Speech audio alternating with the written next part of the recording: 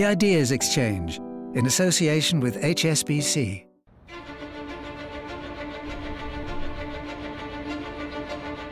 Business titans are shaping the modern world. They've revolutionized our lives with technological innovation. They forge new relationships between entire continents. Their decisions affect what we do, how we work, where we live.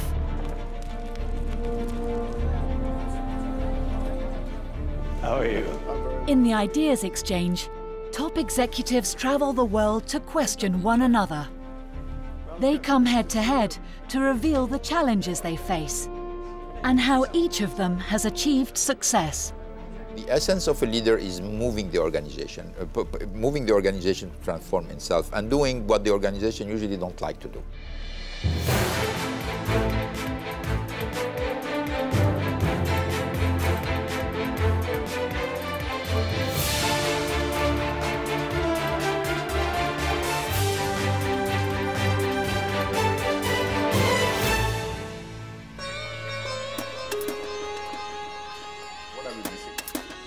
Do you see innovation around you increasing in the company? Vineet Nayar has built a $4.2 billion business selling Indian brainpower to the West. His company provides software and IT services from a nerve center just outside Delhi.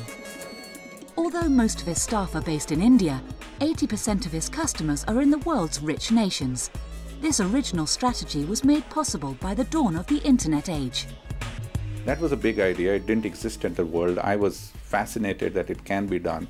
Vineet also pioneered his own distinctive management style, praised by Fortune magazine as the most modern in the world. People suddenly wake up to saying, oh, this was happening under our roof. The business of managers and management has to be employee first, customer second.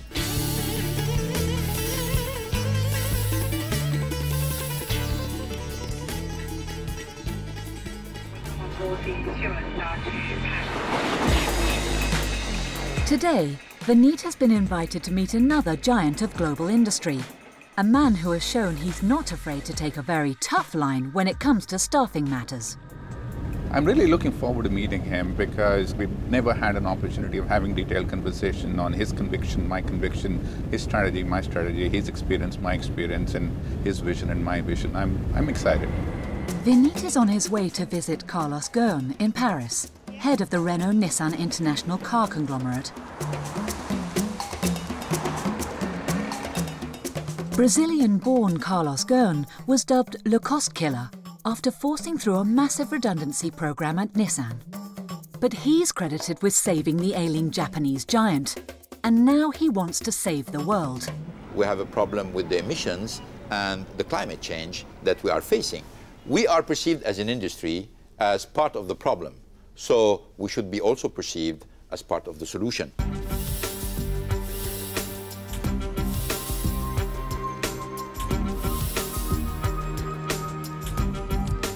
For all his success, he's still keen to learn new strategies from fellow global business leaders like Vineet, even if he can't hide his skepticism. Well, I've been told he's a very straight talker, but at the same time he has very soft management, so trying to see how can you be a straight talker down to business and at the same time having soft management.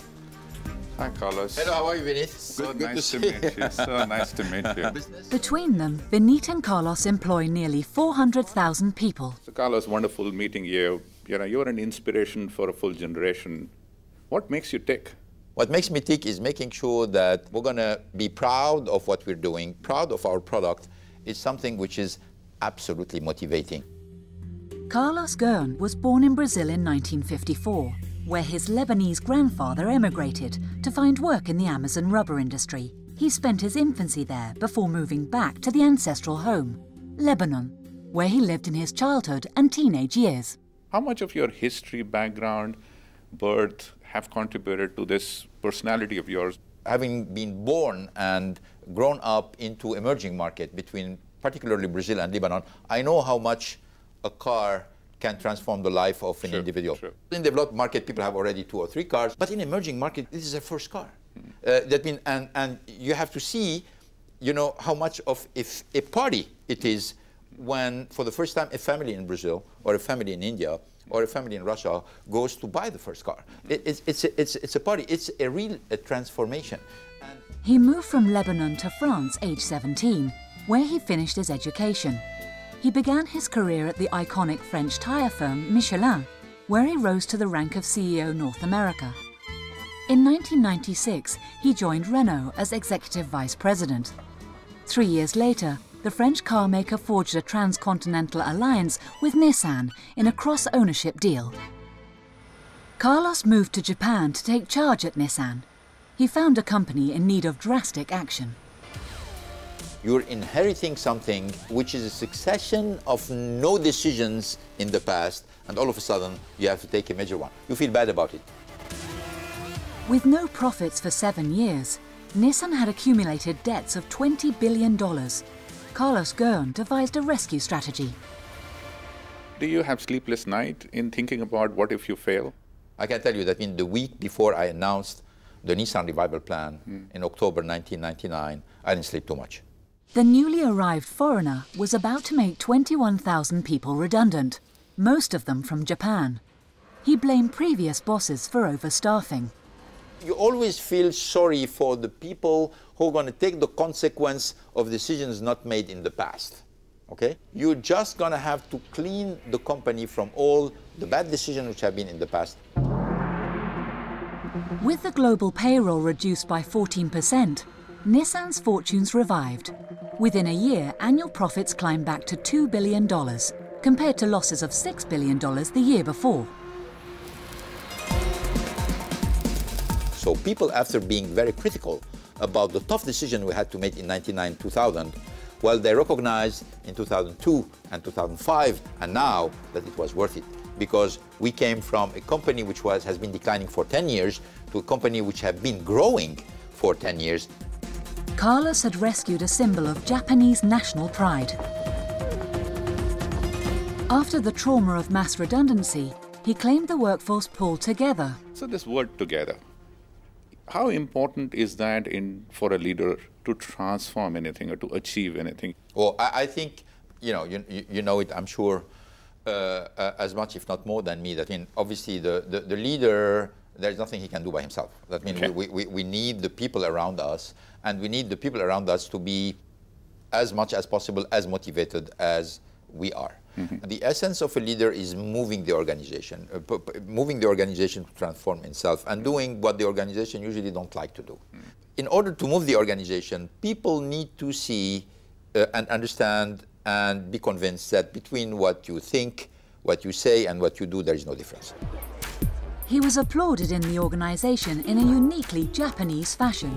Well, being portrayed as a manga comic book hero is fun. All of a sudden you see something fun done, presenting you as a caricature of yourself, and in a certain way it brings you back on earth. In 2005, he was rewarded with the top job at both firms. He became the first person to lead 2 Global 500 companies at the same time. He was now in charge of 2 institutions, both seen as emblems of their national culture. Does culture really make a difference in the leadership style you should adopt? Today, the main challenge is that the people around you are not of the same culture. And in my case, I was coming in Japan, a country that I did not know. I didn't speak the language. I was a foreigner. There's nothing more fascinating for me than going into a country that I don't know, getting to know what are the habits, what the people are looking for, what are the trends, the culture, the language. We need more and more people who can transcend the culture, transcend the language, transcend one experience, and be able to connect. Now commuting across continents, Carlos Ghosn truly was a global industrial leader, with global responsibilities to match. Is car industry the cause of the emission issues which the world is facing, and how do you think about it? Yeah, I don't think it's the cause. I think it's one of the causes, because when you look at global warming and the level of emission in the world, without any doubt, transportation is a contributor, and the car industry is an important contributor within the transportation. At least we admit it, because we are part of the problem. We need to be part of the solution. He's investing billions in his chosen solution, which is now a key part of Renault-Nissan's future strategy. But will it pay off? Carlos, one question is that you are a risk taker. Exactly. But would you advise leaders, should they approach this whole concept of risk and ideas and aggressively putting all their bets against them as you have done? You are taking a calculated risk, knowing that you're going into the right direction, no matter how convinced you are that this is the right thing. There are so many things which can stand on your way and make it a complete failure. So what exactly is the big idea? Carlos is staking his reputation and the future fortunes of the Renault-Nissan alliance on the 100% electric car, including the eye-catching Twizy model. Mesdames et messieurs, bonjour. Je suis heureux de vous accueillir sur le stand Renault pour partager avec vous ce moment important. Whereas other car companies are banking on hybrids with reduced emission, Carlos is going flat out for zero emission. Complète de mobilité, zéro émission pour tous. Cette promesse devient aujourd'hui une réalité. Une réalité qui est le fruit d'une stratégie que nous portons depuis 5 ans. So just how big a risk is Carlos taking? Renault-Nissan has invested nearly $6 billion in the product, more than any other car company. This is despite well-aired concerns about cost, range and battery life. Carlos is confident the solutions will be found. 10 years ago or 15 years ago, I would tell you that we don't have the battery technology, we don't have the hybrid technology. It would have been very difficult to envision the transformation of the transportation in order to be sustainable. But today, with the development of the battery technology, with the development of motors, with the development of the inverters, with the development of very important pieces of technology, we have the solution. So how should we remember Carlos when Carlos is gone? How do you want people to remember you? Very audacious assumption that they will remember you. Let's suppose that they remember you. That if they remember that keeps going on. Exactly. Yeah. Let's dream a little bit. If they remember you, they say, okay, this is the guy who turned around Nissan, which undoubtedly was a company going to bankruptcy in 1999, and hopefully has been the main pioneer of mass market zero-emission cars. And despite the skepticism of some commentators, Carlos reckons the day of the all-electric car is at hand. He believes they will represent 10% of global sales by 2020, up from less than 1% at present. And what is interesting is you've converted that into a business opportunity. Yeah, obviously, that means this is where business opportunities are always coming up from adversity. Adversity or unseen needs, or people think that something is not possible, and all of a sudden you come and you bring a solution. Indian-born Vineet Nayar built a commercial empire on a simple but brilliant idea. He grew the business employing a philosophy which stands conventional wisdom on its head. Employees first, customers second. His company, based near Delhi, employs 90,000 people in 32 countries. They supply technology and IT services to some of the developed world's most potent brands. Deutsche Bank, Microsoft, Cisco, Boeing, the new Dreamliner, Lloyds Bank, Statoil, AstraZeneca, Nokia, we can go on and on. He's travelled to Paris, where he interviewed Carlos Ghosn, boss of the Renault-Nissan alliance, a man with a reputation as a hard-headed business titan. Now it's Vineet's turn to tell his story and argue his case for the superior ability of staff in the developing world, the value of failure, and how to make vast sums of money by being good to your workers.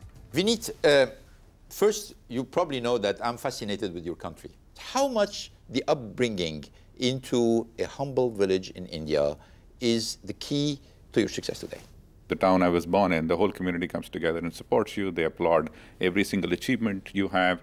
And therefore, you develop an attitude that there is no going back. And since there are so many people cheering for you, you always want to be successful. Vineet's village was in the shadow of the Himalayas. The great mountain range inspired great ambition. The little boy looking up the great mountains decided that he would be a mountain climber and just not climb that mountain, but be in the business of climbing many, many mountains throughout his life. Beyond the Himalayas is a land of great opportunities, great disasters, great possibilities, great human endeavor. But Vineet's journey wasn't always upwards. The little boy suffered an early setback when he was expelled from school. He refuses to reveal the nature of his misdemeanor even after 40 years. But he's proud of the way he persuaded the head teacher to let him back. I would come every day and spend the full day sitting outside the school but not go away. She didn't know that I couldn't tell my mother. And she came in and saying, I have never met anybody with that intensity that you want to get back to the school. And she pardoned me. That wasn't the only stumble en route to the top. Shortly after graduating in 1985, he joined Hindustan Computer Limited, as HCL was then known. And shortly after that, he was asked to leave. In the training program, it was all about technology training. And I was not paying too much attention to that, which resulted into the current manager saying that you're not good enough for HCL and you'll not fit into HCL. But history is often determined by luck. Some people left the day I was asked to go, and therefore they held back the decision. And I think it was very fortunate for HCL that they held me back and I could transform the company into a $4.2 billion today. How much do you think in your career and in your progression failure has been important for your success? I think failure plays a very important part in an individual success and a company success. Not the failure itself, but what do you do post the failure. When you bounce back after a failure, you bounce back with so much rigor, so much energy, so much enthusiasm, because you don't want to make the same mistake again. But there was a third big setback to confront. It was the late 80s. Vineet was climbing up the hierarchy, and HCL was mainly in the business of manufacturing computers. They were confident their products would sell in the West. We were extremely good in designing and developing our own computers, which were faster and better than others in the world at that particular time. We decided to move that capability to US and set up a manufacturing plant in California. Everybody loved the computers, but nobody wanted to buy them because they come from an Indian company. It was a harsh lesson in the importance of building a brand. Unless what you're offering to them is so unique, so different, that they will give up their current thinking, they will not. And it is foolish for you to assume that they will. Now, obviously you had faced, not you personally, but even your company, at a certain moment, situation where you said, look, this is not working, failure. We had honest conversation with our employees that this is not the place we want to be. We learned from it. So every failure in my personal life and the company's life has been the huge motivation for success. In fact, it was this failure which catapulted Vineet and HCL to their phenomenal success. It was the early 1990s. Internet technology was advancing, and Vineet had a flash of inspiration. The internet meant that staff based in low-salary India could devise computer programs for the richer nations. The proposition was so compelling that people gave up their idea that everything has to be done locally. Vineet was allowed to set up a subsidiary company to oversee the new strategy. Instead of hardware, Vineet was now selling competitively priced Indian brainpower, and it's proved a very popular and versatile product. We are in the business of taking a business problem and applying technology to solve the business problem, whatever that business problem is. So it could be an aircraft company which wants to develop a new aircraft. It could be a company which wants to do embedded device which go inside the body for drug release. It could be a company which is wanting to redo the operating system to develop a three-dimensional television set. It could be. By 2005, HCL was employing 24,000 people with revenues of more than $700 million. These are the problems we solve. But the company had reached a plateau and was beginning to lose market share. Vineet wanted more revenue, more business, and more jobs for fellow Indians. By higher collaboration, is there a win for everybody? He was invited to take over the top job. His first concern was how to fire up his staff. So how can we inspire them? How can we motivate them? How can we make them jump from the bed and want to go and work for our customers? The answer lay in a revolutionary idea. A lot of managers tell me that you need to be stern and you need to dominate. This is rubbish. He decided to make the welfare of the workers his top priority and to downplay the interests of the clients. Employees first, customers second became the company slogan. Thank you so much. Wish you the very best. Take care. Bye-bye. So Vineet, from one side, you have this employees first, which is more a kind of collaborative, soft management, persuasive. From the other side, you have the discipline, the cutthroat industry, the very strong growth. I mean, how does it match? The business of managers and management should be to enthuse, encourage, enable those employees to create the differentiated value, hence employees first, customer second.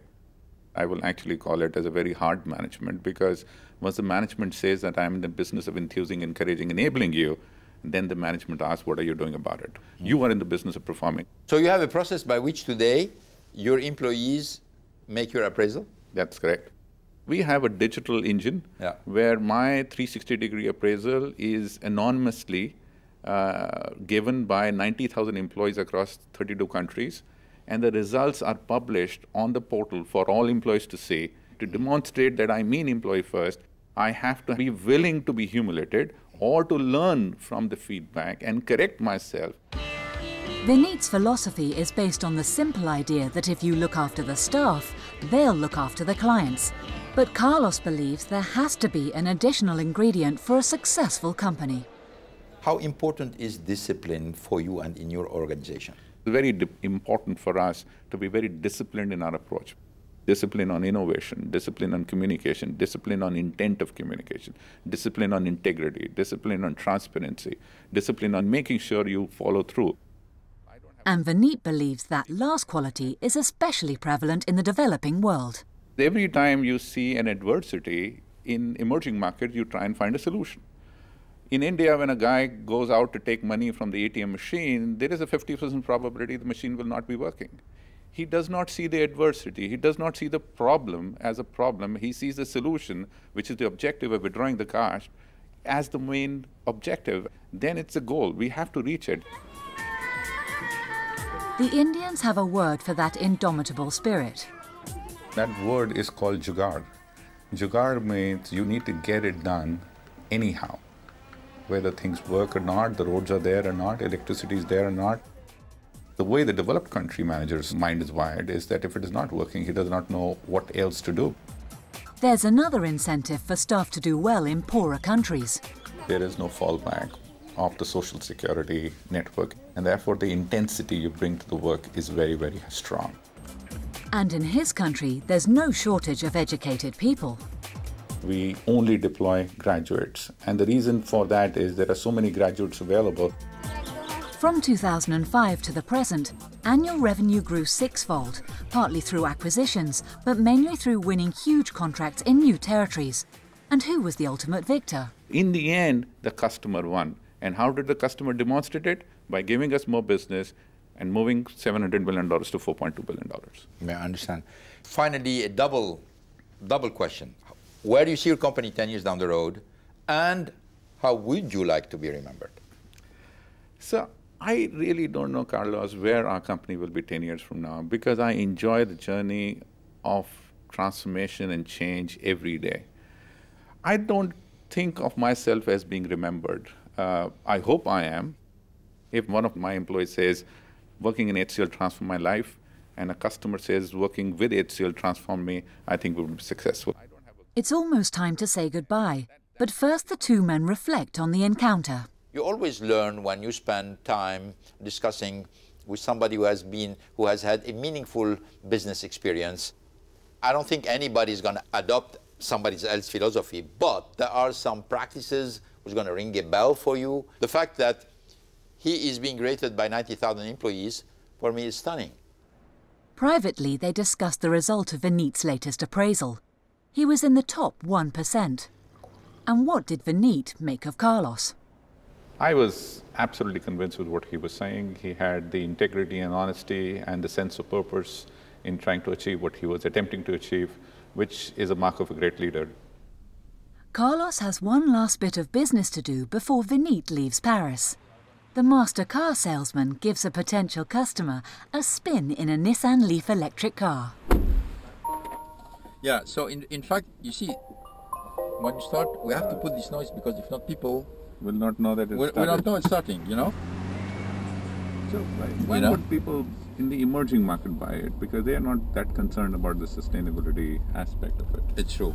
They are not concerned, but that's why a government has to play a role. For example, in China, they took a very important decision to say 5 million electric cars in China in 2020. Pleasure meeting you. It was mine, and looking forward to see you again. And all the very best. Paris, Tokyo, or anywhere in India or in the United States. And I'm your first customer of Leaf in India.